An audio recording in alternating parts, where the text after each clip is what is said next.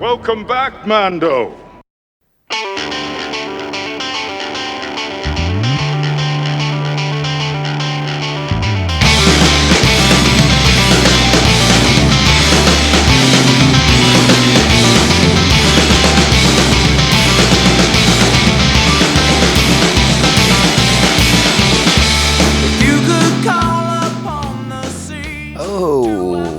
Oh, greetings, Bucketheads. Mavar Tagar. Welcome to our 304th Stormtrooper masquerading episode of Mandovision. I am your host, Nargai Tom, and thank you so much for checking out our small independent Star Wars podcast. So glad you're with us. Make sure you're following us on the socials at Mando_Vision, Twitter/X, and Insta. Find us over at Blue Sky, just Mandovision. And you can email the show, mandovisiontom@gmail.com. Make sure to like, subscribe, follow, and share the show with all the Mandalorians in your covert. Alright, Bucketheads. Well, we are back for another episode of our Star Wars Rebels rewatch series. And it is Mandovision After Dark, in case you couldn't tell by the tone of my voice. A little softer than normal. But yeah, we're here to watch another episode of Rebels. But this morning we woke up to quite the treat with a new trailer for Andor. And while it doesn't reveal too much more of what's going on with the show, it's still like the same kind of like broad strokes. We get to see some more familiar faces from season 1 as we see where they will ultimately land here in season 2 and what kind of shape they will all be in. I found the trailer to be very effective, very enjoyable.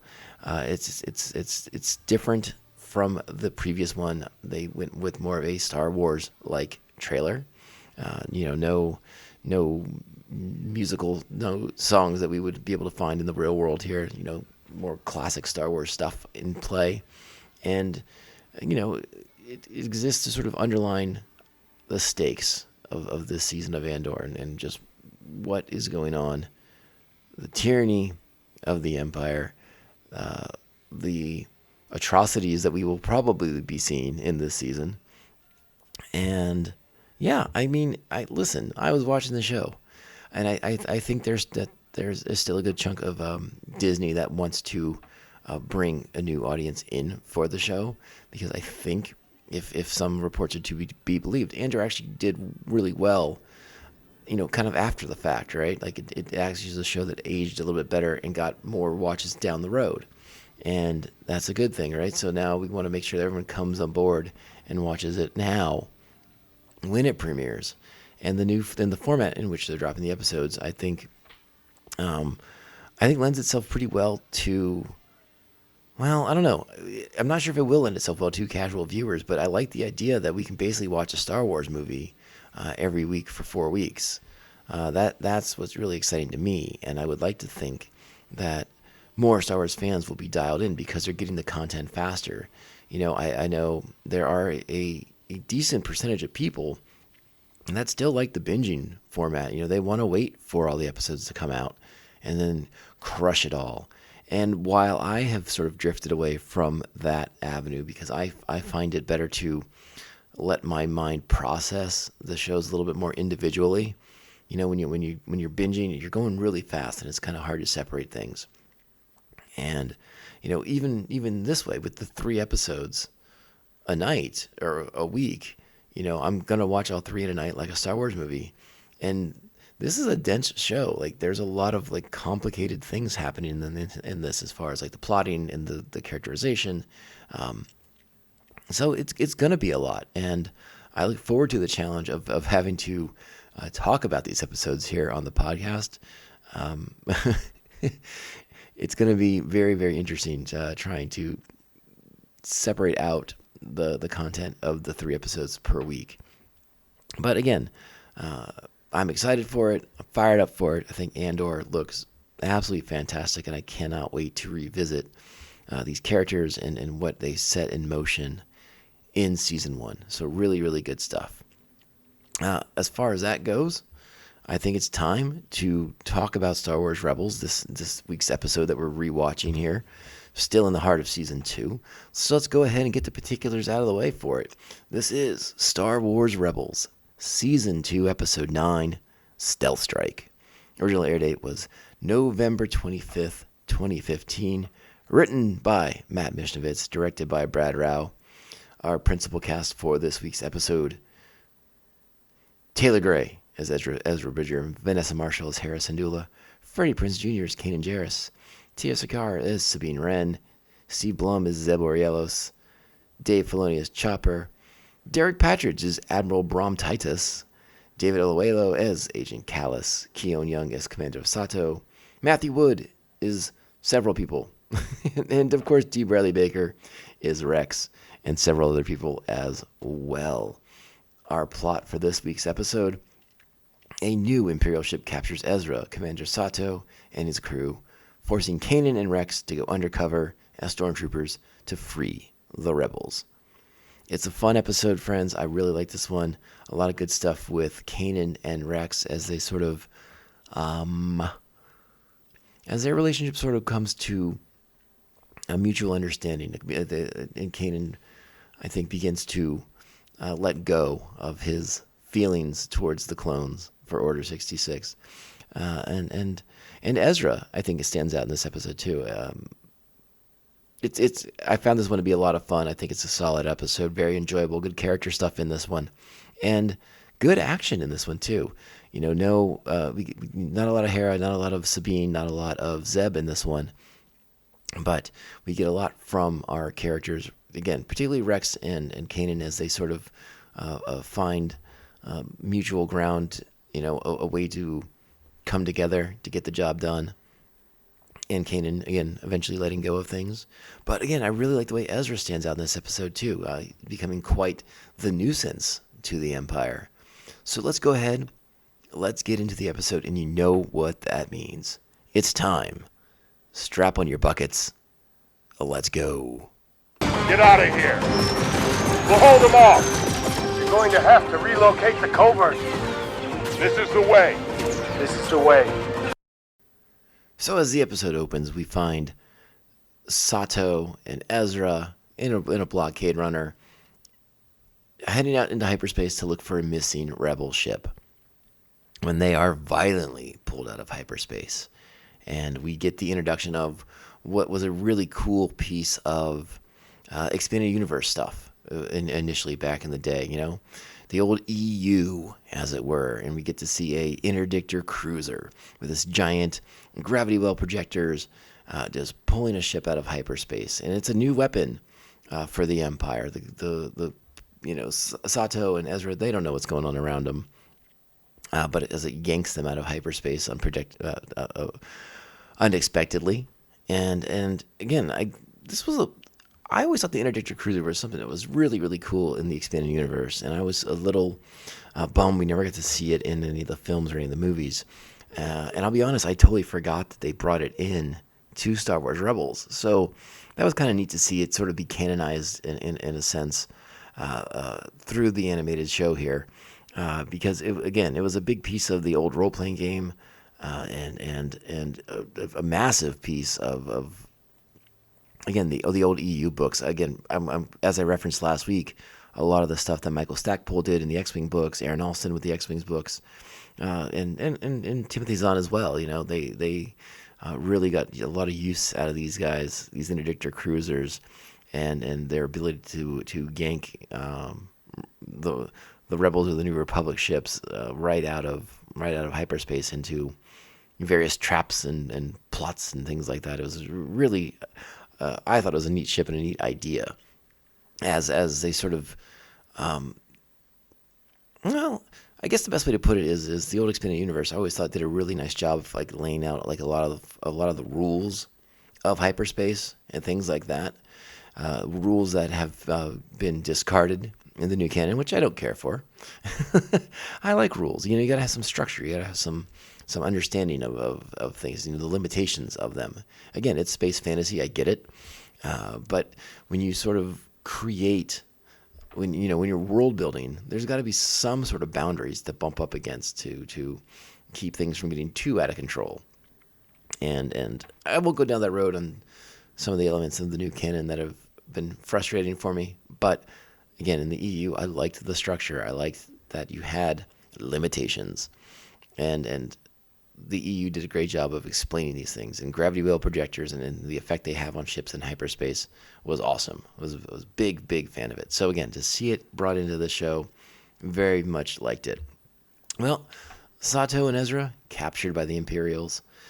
Ezra does what Ezra does, and he doesn't cooperate. Gives him his name, Jabba the Hutt, blah blah blah. But he's played that trick before, so they quickly find out that he is in fact Ezra Bridger, and the admiral of this new weapon reaches out to Agent Callus, and Agent Callus very quickly warns him to watch out for that boy. He's dangerous. Be cautious around that boy. And I don't think Titus believes him at all. And we will find out very, very quickly that he should. Meanwhile, we cut back to our heroes, and it's time to go after them. They know something's going on. We're going to put a little stealth mission together. Perfect for Kanan and Rex. Kanan doesn't want to go. He still doesn't want to admit that he likes Rex. Still wants to hold on to the past the way he has been the entire time. And I really like the dynamic between Rex and Kanan, especially as the relationship's kind of grown. From the way they sort of bicker and squabble with each other, even though they are both trying to do the best and the right thing all the time. The way they just sort of butt heads about how it gets done has been very, very amusing to me. So we go to a classic piece of Star Wars tropes, which is getting dressed up and disguising themselves as stormtroopers. And they take their Imperial ship, and they head off the last known coordinates of Admiral Sato and Ezra Bridger. I love all the bits and pieces of Rex just insulting the new Stormtrooper armor. I find that hilarious and amusing. And again, it's not like, we saw plenty of clones getting blown away during the Clone Wars, but the sort of idea that the Empire really kind of cheaped out on the armor moving forward for the non-clone army, I find that amusing to no end. And you get a lot of jabs from Rex at the new class of Stormtroopers and the lack of quality armor in this episode. It makes for a lot of fun with it. So yeah, Rex and Kanan and Chopper, disguising themselves as Imperials, they're going to get aboard this new ship, this new weapon. And we get another little taste of Sabine's past, as she's the one who discloses that when she was at the Imperial Academy, that they were working on a ship with giant gravity well projectors designed to pull ships out of hyperspace. So another little glimpse of what Sabine was up to while she was with the Empire there. So, just a little kernel on the trail of Sabine's past. So our heroes go into action. And one of the things I really do like about this episode is how quickly everything moves. It has a really quick pace to it. It's really fast, but it's got some fun elements to it. Again, Rex and Kanan, I think, are a good pairing because of the similarities and the differences they have with one another and the way they want to do things. I love the bit where they're rushing aboard the ship. Once they board the Imperial cruiser, they're trying to make their way to the prison section to get Sato, to get Ezra. But Ezra, doing what Ezra does, is already masterminding his own escape from custody. He beats 3 stormtroopers and locks them in a cell. And then as Ezra is unaware, because they're in stormtrooper uniforms, he quickly stuns Kanan and Rex. And I like how he tries to lie about it and say that they were in the fight and they did a good job. And it's Chopper, of all people, who somehow has footage of it, despite the fact that he wasn't there of it. But I do like him playing that hologram. Again, Chopper's not there, so I don't know how he witnessed it. But again, it amuses me, so I let it go because it was pretty fun for him to play the hologram of Ezra shooting both Rex and Kanan and stunning them to the ground. So as I said before, I do really like the confidence that Ezra has in his capabilities now as he continues to grow and develop into a, fledgling Jedi Knight. The way he dispatches the stormtroopers, the way he takes control of the situation. He takes control of the escape, Again, Ezra wasn't sitting around waiting to be rescued. He was taking charge of his own rescue. He was going to go get Sato and get the heck out of there, too. He had plans in place. Just happens that Rex and Kanan came along to give him a hand with said escape. So, again, I really, really do like that. I love the escape. I think it's really great. They get to Sato. They get to the rest of the crew of the ship. And they're all trying to make their way off of this interdictor cruiser. And this is when Rex steps up to make the big hero move to buy them time to escape. And Kanan knows that it's not going to go well. So he's trying to let Rex makes this sacrifice and trying to pretend like he is okay with it. But he can't. And Rex gets captured. And there's a great scene. I really enjoyed the scene between Admiral Titus and Rex as Titus tries to offer him immunity if he will divulge the names and location of the rest of the rebels on the ship, but then also offers him the chance to go back to the Imperial Academy and become proud again of his service and all he did for the Empire, the groundwork he laid as a soldier of the Republic. And again, Rex being Rex, he's like, nah, I don't want to, and I hate this armor. And again, a really fun scene. I would check it out. It's very enjoyable. You know what? Let's just play the clip anyways. I believe you want to do the right thing. Surrender all your compatriots and I will offer you not only immunity, but reinstatement at an Imperial training academy. You could wear that armor and be proud of your service again. Oh, I'm proud of my service, but I really hate this armor. That's unfortunate, because you are going to die in it. Well, spoilers, friends, he doesn't, because Kanan goes back to get his friend, and those are the exact words he uses to Ezra. I gotta go back and get my friend. And Ezra's blown away by that as well, because, again, these two have been driving him nuts. And Ezra admits that at a certain point in the episode, too, that one of the reasons why he went on the mission with Sato was to get away from Rex and Kanan still. So, Ezra is still being pulled in different directions by these two. And that resolution is probably coming down the road. But, again, I love the way that Rex and Kanan bounce off each other. And we get to sort of see... we've seen it a little bit before in previous episodes, but this time you really get to see a clone trooper and a Jedi Knight working together again like we did in the old Clone Wars episodes. So it's really, really evocative of all the stuff we saw previously with Rex and Anakin, Rex and Ahsoka, Rex and Obi-Wan, all this stuff. And it was super great. I also love, it's earlier in the episode, but when they're attempting to sneak aboard the ship and Rex is talking about how he and Cody came up with all these codes. And so that's why Rex is able just to kind of just spit them all out there because he knows every single thing. And then Kanan, not so much because he he picks up numbers and they're all the wrong kind. Because there is a scene on the turbo shaft, turbo shaft. Yeah, thing. Oh God, am I getting my Star Trek, my Star Wars mixed up again? Where an Imperial comments that Rex's armor's a bit tight. And so Kanan tries to use a code, and instead he says he's taking him to the commissary, and that's the last place I take this trooper. The snarky Imperial says to him. Good stuff. Again, a lot of good humor in this episode, but the action's really great. The action's really fun, and the way it all kind of comes together. Rex and Kanan as a valid fighting force, now with mutual respect for one another, and again the confidence that Ezra shows in engineering his own escape and getting to Sato and getting them out of there. He didn't need Kanan and Rex.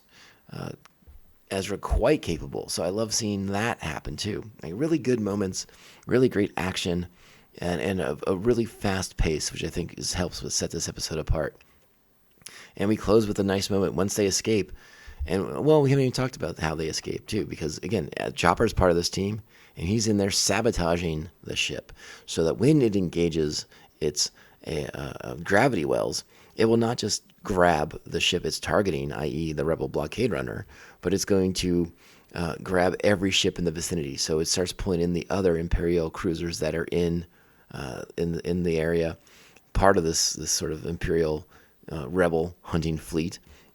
and they crash into the interdictor cruiser and cause massive, massive damage, causing the ship to explode. So that when Agent Callus does show up to come and collect Ezra Bridger, all that's left is an escape pod with Admiral Titus and Callus taking the opportunity to kind of gloat that, so Ezra was a bit of a problem for you after all, wasn't he?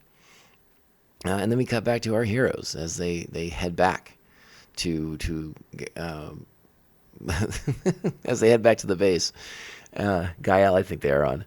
And we get the nice moment between Rex and Kanan as it appears that Kanan is now ready to move forward and not hold Rex responsible for things that happened in the past and things that Rex didn't even participate in.